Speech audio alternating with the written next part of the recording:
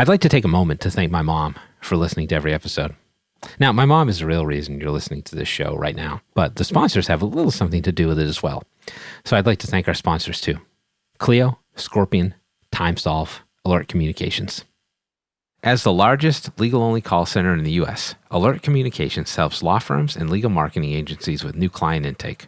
Alert captures and responds to all leads 24/7, 365 as an extension of your firm in both Spanish and English.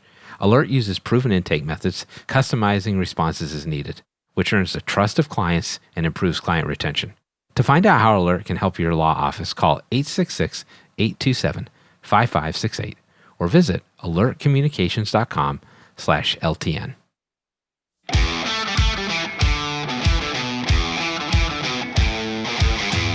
It's the Legal Toolkit with Jared Correa. With guest Darian Kovacs, how to become a successful podcaster, and we show why Flash Gordon is the greatest space opera ever set to film. Suck it, Star Wars. But first, your host, Jared Correa. The Legal Toolkit podcast is happening right now and not later. Yes, I'm your host, Jared Correa. Art Fleming was unavailable, so you're stuck with me. I'm the CEO of Red Cave Law Firm Consulting, a business management consulting service for attorneys. Find us online at redcavelegal.com. I'm the COO of Gideon Software Inc. We build chatbots so law firms can convert more leads. You can find out more about Gideon at gideon.legal. Before we get to our interview today with Darian Kovacs of Jelly, I wanted to take some time to talk a little about something I like to call authenticity. Or not. I talk to a lot of law firms about marketing and branding, and I'm always surprised about how reticent lawyers are to just be themselves. Most of the attorneys that I talk to are looking to uphold some ideal of what a lawyer should be, even if that's an image that they don't entirely believe in, and many don't. So you're probably thinking that I'm talking to a bunch of older lawyers, right, who aren't ready to give up those traditional notions they still cling to as they shuffle papers at their desks. Only you'd be wrong. A number of young lawyers that I talk to, including those that are about to start a new law firm, are trying to be something they're not. It's strange days indeed, as John Lennon would say, but these young lawyers are trying very hard to define themselves. And to do so, they're looking for a template. So what they're really asking me is, what's a lawyer supposed to be like? And throw into the mix the pandemic, where traditional services businesses have changed significantly, including law practice. So everybody's feeling a little untethered. So drill down a little bit more into that question, and what people are really asking me is, what are lawyers supposed to be like now so that I can be that way myself? And my answer is usually pretty much the same. Fuck that noise. The fact is that there's no definition for what a lawyer should be. Is it Atticus Finch? I don't know. Atticus Finch was written and acted out by Gregory Peck 70 years ago. That's probably not a modern template for a lawyer, right? No matter how much you like that character. Is it Harvey Birdman? Probably not. He's a bird and an animated character. Is it somebody from LA Law? I guess not, but I wouldn't know. I've never watched LA Law before. Is it Saul Goodman from Breaking Bad and Better Call Saul? Definitely not. And most pop culture lawyer representations, when you think about them, are about trial lawyers. What happens if you're not a trial lawyer?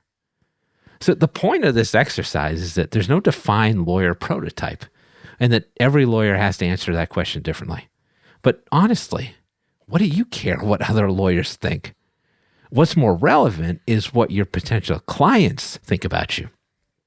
So potential clients work with small service businesses like law firms because they trust the principle. And if you're a stuffy looking attorney, is that the kind of business person a modern legal consumer wants to engage? Perhaps not.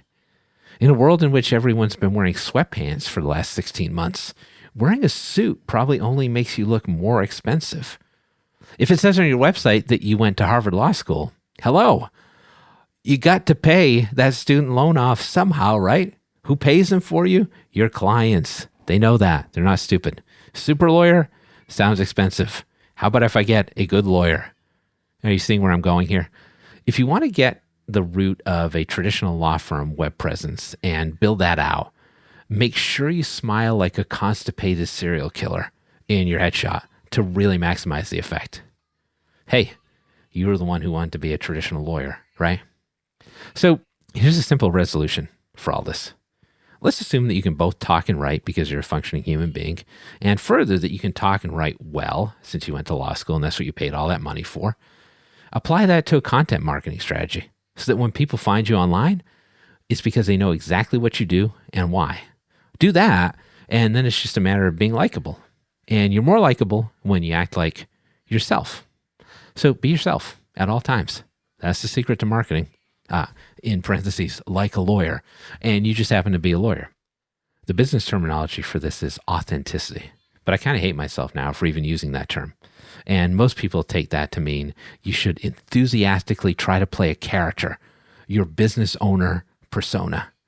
And now I'm upset I even brought this up. So don't be authentic. Be yourself. Put your dog on your website, but only if you like your dog. And if you like your dog, but think that's cheesy, then don't do it. If you like plaid shirts, wear the fuck out of those plaid shirts. It worked for me and Paul Bunyan. If you're a geek and invented your own strategy game called The Cones of Dunshire, wear it. If you like Rolos candies, tell people that, and you'll get plenty of shipments of Rolos. Trust me. If it's not a shtick, if it's what you do in your personal life and what you enjoy, then you can use it in a business context effectively. I mean, have you ever listened to this podcast? So market like a well-rounded human being, and you'll add more well-rounded zeros to your business and personal bank accounts. Now, don't go anywhere because we're going to do an exceedingly authentic interview. Shit, I did it again. With Darian Kovacs of Jelly. He's got something that most attorneys can only dream about. Stay tuned to find out what that is. That's next. But first, let's take a moment to listen to the Clio Legal Trends Report Minute. Did you know that 42% of solo law firms operate without commercial office space? In fact, 9% of solo law firms gave up their office space in the last year alone. I'm Joshua Linnen, lawyer in residence at Clio. We're seeing an overwhelming number of solo attorneys migrating their legal practices to internet-based cloud technologies, giving them the freedom to practice from anywhere. New research, based on data from tens of thousands of legal professionals, show that with the right technologies, solo lawyers can make $50,000 more revenue than other law firms on a per-lawyer basis. This is because cloud solutions like online payments, client portals, and client intake software create the types of efficient legal experiences that today's clients look for. To learn more about these opportunities and much more for free, download Clio's Legal Trends Report for solo law firms at clio.com/solo. That's Clio, spelled CLIO.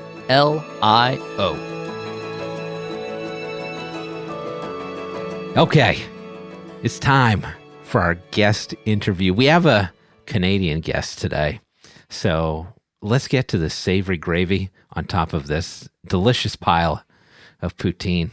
Our guest today is Darian Kovacs, who is the founding partner at Jelly. Darian, how are you? I'm good. Thank you for having me on your show.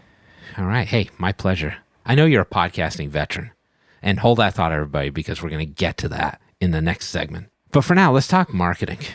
I talk to a lot of lawyers about marketing. A lot of lawyers have issues with web marketing, let's say, tactfully. So I think a lot of what you speak to is interesting in terms of where this all starts. And it starts from being able to create a brand, being authentic, being able to tell stories that are compelling to people. That's true of legal consumers and non-legal consumers. And I know this is kind of a focus of what you do. So can you talk to me a little bit about that? Like, lawyers are maybe some of the most inauthentic marketers I've ever met. So how do you beat that out of them? I think the times we live in now, that like when you Google search something, the search engine result page, right? The page that shows up, their digital footprint tells a story. And whether that's a good story or a bad story, it's there. And whether people like it or not, thanks to things like LinkedIn and Zoom info and, whatever thing you did back in university that's still kind of clinging onto the internet, you can either proactively work to tell your story in a way that you want it to be told, or you can just kind of be passive and let whatever is out there tell your story. And Right. I think that's what I love about now is it's showing lawyers and putting up a mirror to say, hey, this is what the world, this is what the internet thinks about you, is a bit of a rude awakening in some cases. Right. Like, I would agree. There's like relatively little intellectual curiosity about attorneys, in terms of attorneys, about what is out there about them online, which is surprising because attorneys are intellectually curious about almost anything else. It's like, I love Googling consulting clients I have and being like, did you know this existed? Or do you know this is like the second result on Google? And they never know. So speaking as someone who's lucky to be old enough that none of those college pictures are online, I think this notion you talk about controlling the narrative is important. I still get people who are like, how do I fix this? Or how do I get that result down? And it's not a magic trick, right? Like, part of it is building a narrative and then controlling it. But in order to control a narrative, you have to have built it in the first place. Yeah, and I think we live in a time where Google has this amazing child named YouTube. Like, Google bought YouTube years ago, and so in the same way, if you are really good and friendly and nice and generous to someone's child, when you go to their house, you feed them broccoli and healthy foods and granola bars. The parent looks fondly upon you. So if you can be nice to Google's child, YouTube, for example, and start filling and investing in YouTube with great content, if your name is Googled, your YouTube videos pop up. If a term is Googled and you've got YouTube videos about it, those begin to pop up. And so if you can begin to control small things like that, and there's this old, really bad SEO joke where it's like, where's the best place to hide a dead body? We specialize in dad jokes on this show. Yeah, great. Where's the best place to hide a dead body? Second page of Google, right? It's just, so the reality is no one goes there, right? And so what are they saying about you? What are they saying about the type of law you practice? What are they saying about your firm? And can you change that? And can you proactively claim your Yelp account? Can you claim your Google My Business? Google My Business, I'd say more than anything, is having a significant impact on people's story and who they are and who their brand is. And probably half the lawyers' Google My Business pages haven't been claimed or haven't been updated in years. Right. So now we're getting into nitty-gritty stuff, which I like. So, great analogy, by the way. I've never heard YouTube referred to as Google's child before, but here we are. And I think what most people don't realize is that if you call YouTube a search engine, which it really is, it's like the second biggest search engine in the world after Google. So in terms of, let's do the video stuff first, because I think that's compelling. A lot of lawyers I talk to, they don't want to do the video because they feel very self-conscious. So is there a way to get over that? And then how do you build out a video library that's going to be compelling to legal consumers? There's an old term that's quite violent about killing multiple birds with one stone, right? And so my grandma has an alternative, which is feed multiple birds with one grain. And so that's beautiful. That's almost like a parable. Thank you.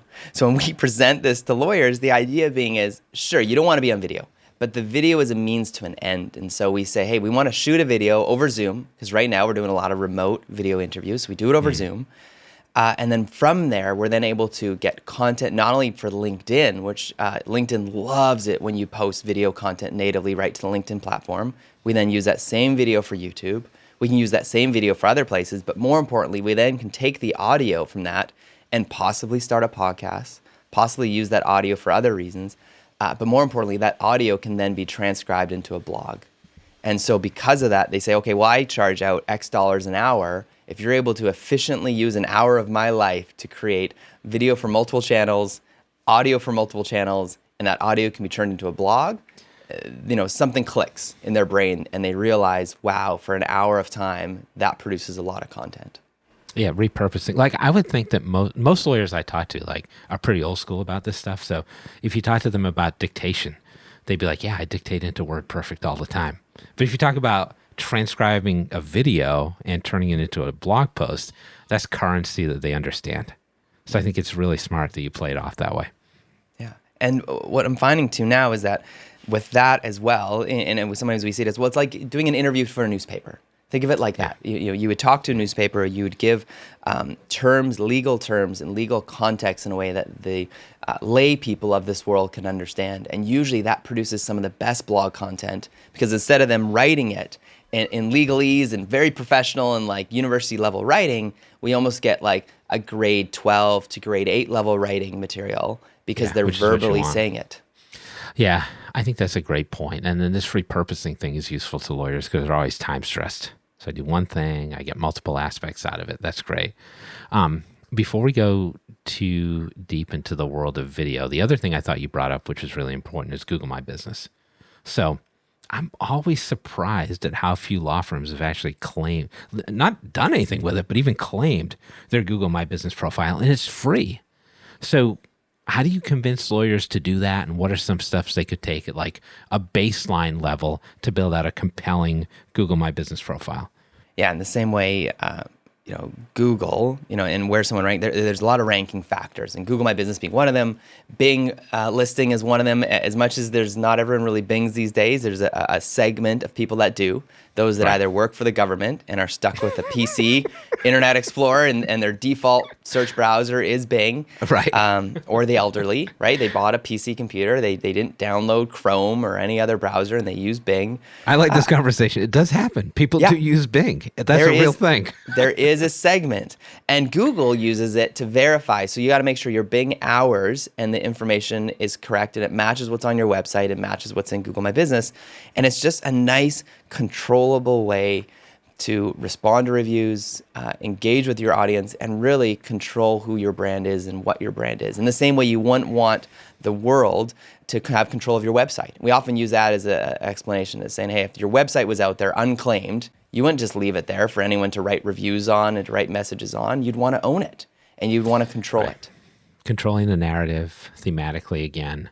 And then you also make a great point about not just Bing profiles, Google My Business profiles, like directory profiles in general. Like that all has to match up and be consistent. So part of the story you tell is how consistently you can write it when we're talking about web marketing. Yeah, and Google these days, and if you've seen this great movie, Lindsay Lohan stars in it, named Mean Girls.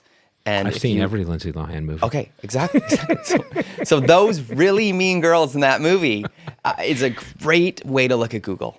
Google stands against the locker, judging your website as your website walks down the hallway. And Google is kind of leaning back, looking at your website. And the two things Google is looking for, number one is, what is your website wearing? What sort of brand names? What's your hairstyle? Do you have braces? And that's all kind of like the technical SEO things. Those are the things that are, H1 headers, the things that your web person can fix, the things that you can run an audit and do those technical fixes. But the second thing that Google is looking at, Mean Girl Google, is who's talking to your website in the hallway. And what are they talking to you about? And do you have an authority on a topic? So again, Google My Business, Bing, Yelp, listing pages, media interviews, linking back to you, talking about a certain type of law and your name and your law firm's website, those all have an impact on the authority and where you rank. 4 for you, Glenn Coco. I've never had the opportunity to say that on a podcast, so thank you. So you've got your Google My Business profile going. You've got your YouTube channel. You talked about transcribing that to create a blog. And that's something I want to come back to, which is how much of this content needs to sit on your website? How do you get it to your website? And what kind of effect does that have on SEO? I know there's a big wrestle, and our own internal team wrestles with it because we're both an SEO agency and a PR agency. And so in the same way, if a friend of yours, Jared, came to you and said, Jared, check it out, man. I wrote this book on oils. You're going to love it, man. It's so good. I published it in my basement. It's all the oils that are going to change your life. I'll rub some of that on your face right now. And you're like, oh, cool. And you're like, you should buy my book. It's $10. And you might think, man, that's an interesting book. And I really like and respect my friend. I might consider that. As long as someone's not rubbing oil on my face, I'll definitely buy a book. That's the trade I'll make. Yeah, there you go. Perfect. And if that same friend, though, came to you in a different scenario and said, Jared, hey, I just got this book published. HarperCollins published it. You can pick it up on Amazon. You can pick it up on, Barnes & Noble. Any bookstore has it. You might actually just think differently about them and about that book. And you're like, wow, my friend actually knows his stuff. And so in the same way, when you self-publish on your own blog, you want to think about blog content that is for SEO purposes mostly. So think about using terms like versus and best. There's also a section, actually, it's a free thing in Google. If you Google search something and you scroll down, there's a section called People Also Ask. That's one of the best resources you can use. So they take information from a thing called Google Trends, There's also a really fun website called Answer the Public that kind of collects those people, commonly asked questions. And those are the things you want to have on your website. But you always want to say for everything that you self-publish, and you self-publish for SEO purposes, you want to also try to get published so that you can get a section on your website that says as seen in to build up that verification, but also more importantly, to hit up Google and say, hey, Google, we are an authority in this region, in the state, in this country on these topics. Here's verification from X publication. And we wrote what's called an op-ed, so an opinion editorial, or what's really big these days is listicles, so an article in the form of a list that breaks down some things that people can better understand. Oh, yeah. You see those all the time, right? The 6 best ways to do X. Which used to be just a BuzzFeed thing. Yes. And eventually the influence of BuzzFeed and the influence of people wanting shorter bite-sized articles and clickbait, major publications began to adopt this BuzzFeed style of writing to the point where it's actually in the dictionary, the term listicle. So I think these are some great time-saving tactics for attorneys. So let me ask you just one more question as far as this stuff is concerned. So even what we talked about today, I think it's a lot of concepts for lawyers especially to get their arms around, especially because a lot of law firms are new to web marketing or don't do it very often. So if you're starting to engage this notion of let's do more SEO, without necessarily knowing too much about how that works, what are here's the listicle portion. What are the 3 things you would do as a law firm? Yeah. I think, first of all, create a baseline. Find out what is your organic traffic that's coming to your site. So you can get that information for free directly from Google Analytics. So talk to your web person, whoever manages your website, find out how much on a monthly basis of our website does organic traffic bring. Right? And the difference being is someone could type in your domain name directly, or someone could be referring to your site from another website. But organic traffic, how much comes to your site from that? And then more importantly, how much of that organic traffic is qualified, meaning it makes something happen. So something converts. So they fill out a contact form, they make a phone call, they spend more than 5 minutes on your site. And that is another free tool that you can add on your site called Google Goals. Or if you're using a tool like Clio Grow, Clio Grow manages that and monitors to say every time a lead comes in through Clio Grow, it marks it and says where that lead came from. So that's number one, is the baseline. Right. Yep. A lot of free tools from Google. And essentially, I've been talking to law firms about using CRMs forever, and Clio Grow fits into that category. The adoption is coming slowly, but you're right. It's a great way to manage leads, what happens to those leads, and also do some other things with those contacts once you get them, like follow-up emails. Okay. Yeah. That's number one. And Clio Grow automates it all. Whereas honestly, the majority of our clients were using Google Sheets or Microsoft Excel. And so when the receptionist gets in a lead, she marks where it came from, and then we follow it for the next 3 to 6 months to see if it became an open file. And then we mark it, that was an open file. And then we're able to track to say, okay, the best qualified leads are coming from XYZ. And then we're able to then come with data to the partners and say, hey, look, this is where all the qualified leads are coming from that are turning into open files. We need to spend more time and energy in these areas to continue to get more open files. Lawyers love spreadsheets, man. That is an affinity that will never go away. All right, so that was number one. I'll let you do number 2 and number 3. So number 2 is, offering, micro articles to the media. Find out whether it's your local media. If you want to kind of get your feet wet, look at your Chamber of Commerce, your Board of Trade, your Business Improvement Association. Those are some really great low-hanging fruit places. But just offer a short listicle about your form of law. You don't want to give away too much information, but just provide something that it gives you. You may not be promoting your firm in the article, but in the author bio, they call it a byline, get a link back to your website so that you get a nice backlink. So that's number 2. Backlinks are huge. I'm glad you brought those up. Yeah. And number 3, we mentioned already, but claim your Google My Business. Make sure that you have updated it. And literally every month, and I'm amazed by this, Google is updating and adding new features into Google My Business to the point where you can actually get a free website through Google My Business. You can add offers, you can add specials, you can add if you are a female-led firm, whatever kind of unique things about your firm. If you are veteran-friendly, all these kind of cool, significant things you're now able to add into your Google My Business listing. Right, and folks really don't spend enough time when they look at directory profiles or even social media profiles about what they can add in. And what I taking find a look, just looking Yeah. Small level of intellectual curiosity helps with that. Go ahead.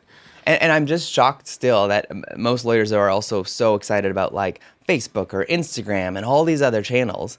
And my kind of pushback on that is, like, I grew up in this place here just right on the 49th parallel called Tawasin, or Sawasin to some. There's actually a little blip of land called Point Roberts, which is America, because when they made the 49th parallel, they didn't realize there was a little blip of land. There's like 2 gas stations, a supermarket, and amazing American cereals if you ever go down there. I love American cereals, my friend. That'll be a whole other episode. Yeah, they're the best. And so, but there's a section of land which is owned by the Tawasin First Nations. And so they have a 100-year lease on this land. And so, you can still own a property there, you just don't own the land. And so in the same way, if you look at your Facebook, your Instagram, your LinkedIn, you don't own that land, you're on leased land. But Google My Business is so crucial for your brand. And the second one would be an e-newsletter. E-newsletter is the only form of media that you can socialize with that you own. And so if you don't have a ton of energy or resources, but you want to be into like media that socializes, e-newsletter would be number 1, and number 2 would be your Google My Business profile. Good stuff, man. Not only useful tips, but the staggering part is that most of this is free or cheap, and it just takes a little bit of discovery to get there. Yeah. You going to come back for the next segment? I hope so. That'd be great. All right. Thanks so much. That's Darian Kovacs of Jelly. But as I just mentioned, we're not finished with Darian quite yet. He'll be back in a little bit. We'll take one final sponsor break so you can hear more about what our sponsors can do for your law practice. Then stay tuned for the Rump Roast. It's even more supple than the roast beast. Now more than ever, an effective marketing strategy is one of the most important things your law firm can have. And Scorpion can help. With nearly 20 years of experience serving the legal industry, Scorpion has proven methods to help you get the high-value cases you deserve. Join thousands of attorneys across the country who have turned to Scorpion for effective marketing and technology solutions. For a better way to grow your practice, visit scorpionlegal.com. Imagine billing day being the happiest day of the month instead of the day you dread. Nobody went to law school because they love drafting invoices for clients and chasing overdue bills. At TimeSolve, our attorneys have the tools to achieve a 97% collection rate. That means more revenue for the same work and turning billing day into happy day. Learn more about how to get to your time and billing happy place at timesolve.com. Welcome to the rear end of the legal toolkit. We call it the Rump Roast. It's a grab bag of short-form topics of my choosing. Today, we're going to depart from my usual program of shaming and embarrassing our guests during this segment so we can continue our interview with Darian. As regular listeners know, I take a perverse pleasure in making our guests feel uncomfortable. But Darian has done something really cool, which probably every lawyer wants to do. So I want to take a little bit of time to talk to him about that. So here's the basic backstory. Darian launched this podcast called Marketing Jam, which became really popular and added some A-list guests like Malcolm Gladwell.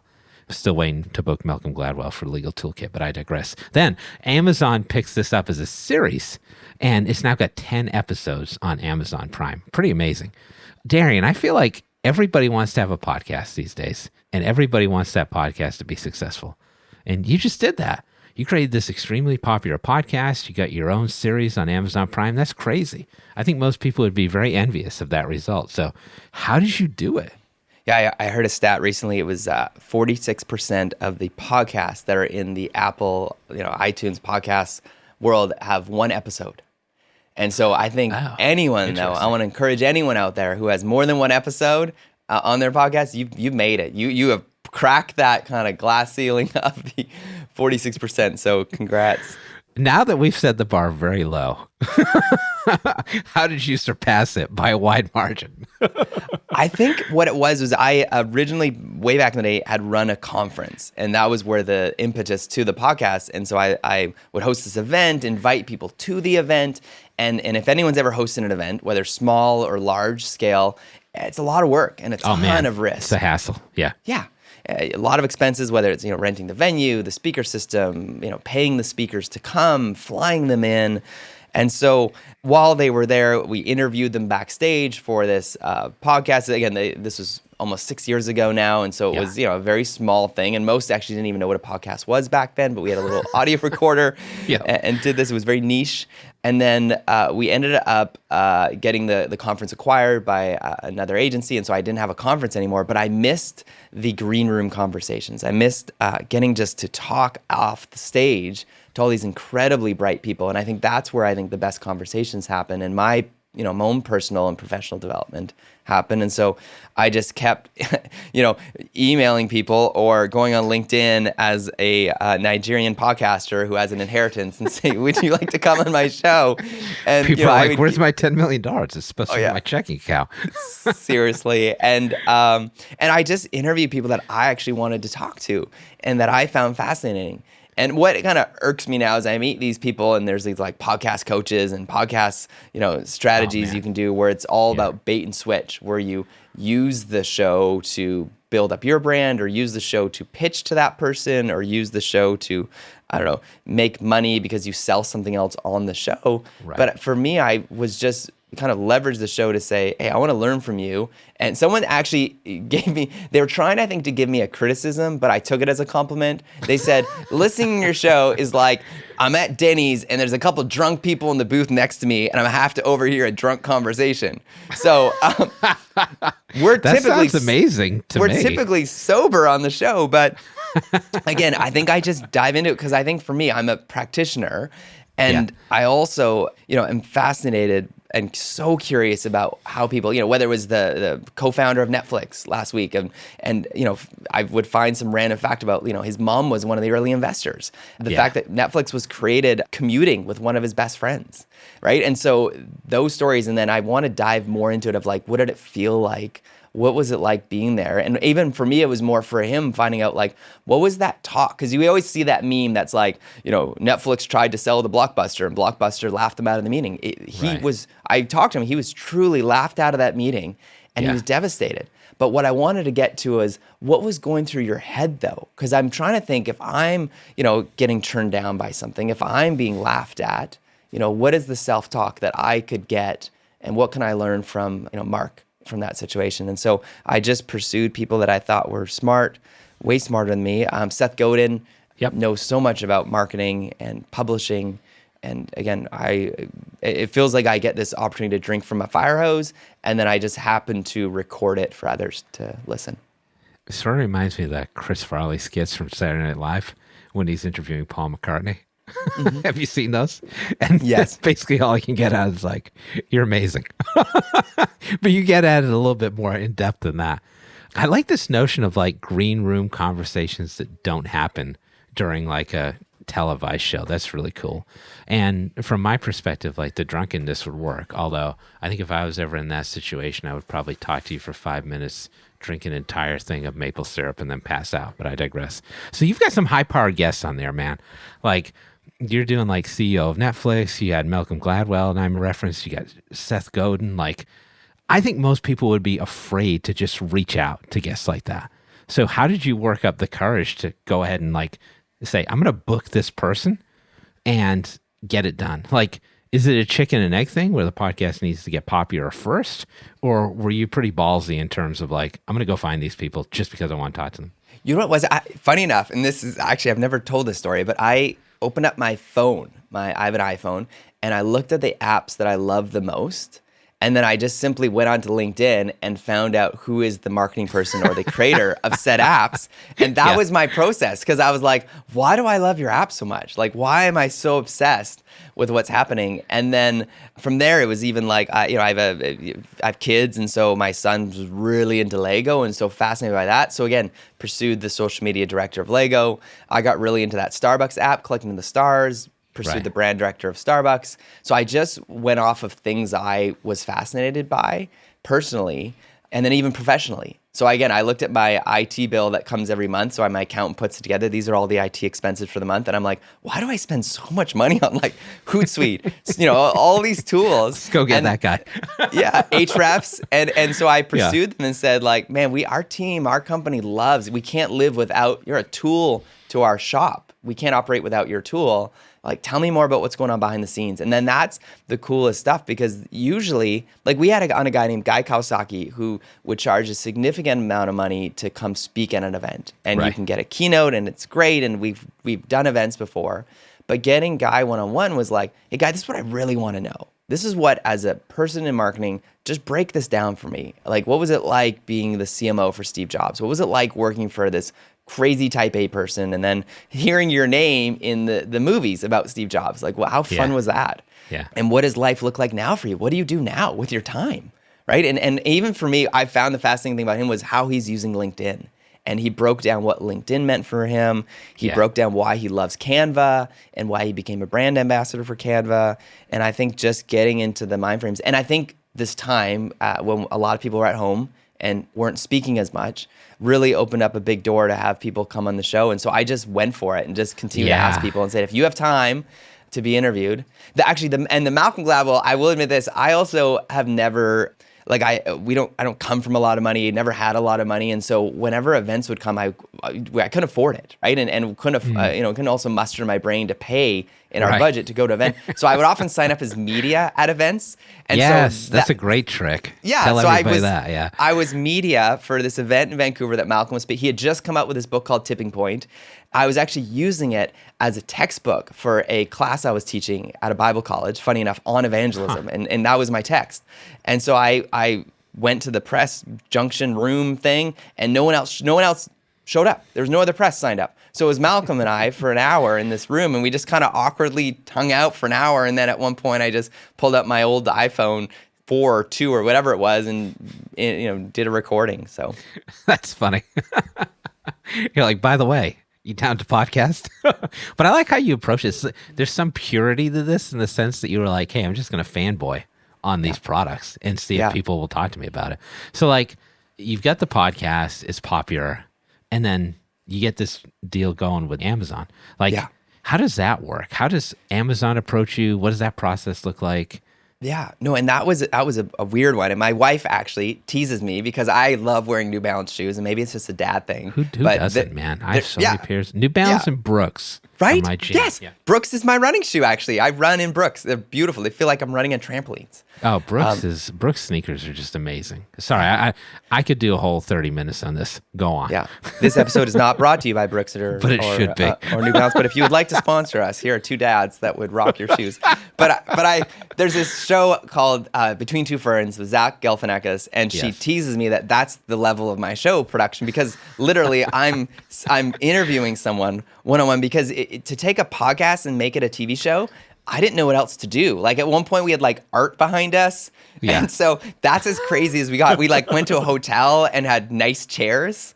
And so if you watch the show, that's as crazy as it gets. But did you bring in fauna of some no, kind? I did. No. I should have.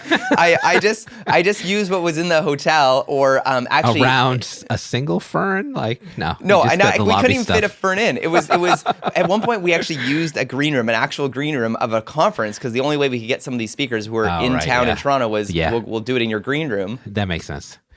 But the biggest thing I found from that was Amazon's desire to create more B2B content and to kind of diversify their content. I thought was really cool. And so it's an interesting angle for sure. Yeah. And so the show set up is 3 options. One is I could have sold it to them and they own it and they have exclusive on it, that's option 1. Option 2 is you can get paid for it, a small fee, and then you can also get it distributed on other channels if you'd like. Or option 3 is you own it still and you own the rights to it all, and then they pay you per 1,000 views. So we went with option 3. Yep. So we still have the rights to it. We can still distribute it. We still own the audio, but we're able to give people that option to watch a podcast instead of listen to it. Which again, I actually don't think it's very Are you like, popular. That's really counterintuitive? Or Because I have a friend who has an amazing show out of Toronto, which I love it, but I don't want to spend 40 minutes watching this show. But I love listening to it if I'm like walking or doing something, or just like I want to learn something from a show. So long form content, I personally won't ever watch. And it's not like they're juggling or singing, or they're not on the show because they're really just to be clear, people. You're not juggling or singing in any of these episodes. Okay. No. No. So I like it. It was cool. And I don't know. You know what? Where it might work is like airplane when we start flying again is like WestJet, which is an airline in Canada. I would like to get it there because you're super bored and you are looking for some sort of maybe more business content. That's where I could see it could work. But yeah, Amazon Prime. I'm watching Marvelous Miss Maisel. There's so many other shows to watch. Right. So do you juggle? I don't. All right. I wish I did. I was wondering if that was a tease and you're going to start juggling now. We could release that video, but we won't. So in terms of the show, like 10 episodes, that connotes to season 1, right? Do you do a season 2? Like, what does that look like? Yeah. We've got season 2 all lined up, ready to go. And so that will be coming out ideally this summer, which would be amazing. And it's Marketing Jam is the name of the show. Yeah. And if you've got an Amazon Prime account, you've got access to it. Yeah. Okay. Yeah, in the UK and in Canada, in America. That's where, for some reason, Canada didn't pick it up. That's messed up, man. Like, your country is turning its back on you. I know. So we've kept the audio going, and we call that Marketing News Canada, which is the audio version of our show. So that keeps happening, and then we take like our 10 most popular episodes every season, and then do a video version of it that then gets put up on Amazon. Ah, very clever. That's really cool. And thanks for taking the time to walk everybody through that process. And the thing that I take away from this too is like, you didn't launch this podcast thinking that you would have an Amazon Prime show out of it. No. Like that was just a happy accident. Or monetized, right? Like I think finally, and again, that was the other thing that finally came was there's actually a podcaster named Tim Ferriss who's got this great philosophy that I will not bring on an advertiser unless I know, breathe, live, use the product. And so we made that commitment early on. And so I actually truly love, we have in Canada, it's called the Canada Post. You have the US Postal Service. And so they came on as our first paid sponsor. And so kudos to them. We love Hrefs. They came on as a sponsor. And so Hootsuite sponsored an episode. So those came, but in time. And, and it was all because it was a natural fit of a product and a brand that I could truly love and talk about. Like even CallRail, which is you can track phone numbers. We have a lot of people law love firms that use CallRail. it. That's a great service. Yeah. So I was able to do the pre-roll, but do it in really, I love it. And so then they then use my pre-roll for other podcasts because it was like, here's a user lover of our product, but saying how he genuinely uses it and loves it. So. Yeah, we tried to get the U.S. Postal Service to sponsor us, but like we realized that every episode would be 2 weeks late. Thanks. I'll be here all week. No, in all seriousness, no, this was really interesting to hear. Delightful. Thanks for coming on. I think everybody should check out the show. I've watched a couple episodes. I thought it was really interesting. Although I'm an audio person myself. I prefer the podcast option. But check it out. If you've never seen a podcast on television, here's your chance. Thanks, Darian. This was awesome. Thank you. Thanks for having me. All right. Now, for those of you listening in Booger Hole, West Virginia, yes, that's a real place, and I know you're out there, our Spotify playlist for this week's show features some of my favorite acoustic songs, because what's more intimate and authentic than an unplugged musical performance? So listen in and discover my sensitive side. Our guest today has been Darian Kovacs of Jelly. For more information about Jelly, go to jellymarketing.ca. Unfortunately, we've run out of time. I wish I had more time to talk about Flash Gordon, but it appears that there's never enough time to talk about Flash Gordon. Perhaps you can go watch Ted instead. Now, that'll do it for another episode of the Legal Toolkit podcast. Thomas Hobbes said that life was nasty, brutish, and short. Clearly, he didn't have an Amazon Prime account. See you next time.